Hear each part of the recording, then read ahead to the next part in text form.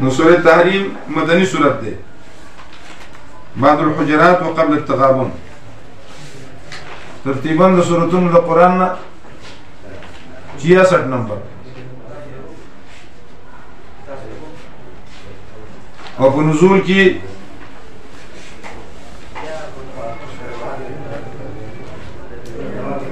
66 نمبر او په نزول کې ده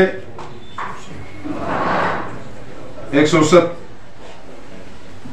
دې کې مسله انفاق او جهاد، مسله انفاق او جهاد او خطاب د نبی علیہ السلام ته خلاصه کې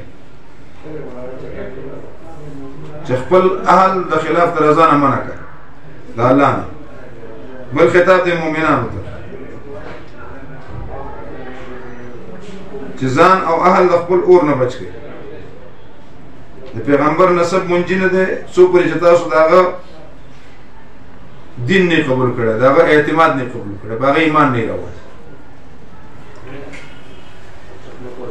یا ایها النبی لما تحرم ما احل الله لك.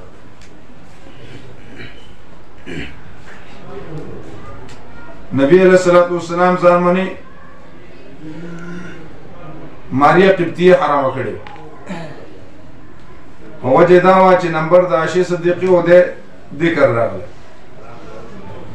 هغه ورته وینو د ورته په معنی حرام ده. الله ویلی لما تحرم ما حل الله ولې حرامه هغه شی چې ما حلال کړی.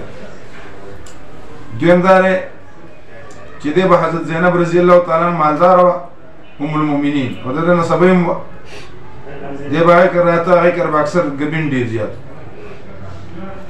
نو به باغ په غبین شربت جوړو باغ په ټیم ډیر راغسته، په ټیم ډیر راغسته. د نور زنانو جرګه وکړه چې دا منی کو،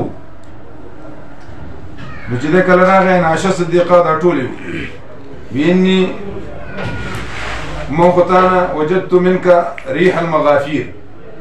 مغافير لکه د غره د پیاز شي، تاسو غره ته لاړ شئ کنه بغره کې قدرتي پیاز کیږي او ډېر مزیدار. نو نبی علیہ السلام ما خو مغافیر نه دي خوړلي، کېدای شي مچې د مغافیر وبل نه وړي نو ګبین خوړل دی. بیا د دې نه وروسته په ځان باندې ګبین حرام. نو الله وی چې ولې حرام ځان نو دا واقعیت اشاره.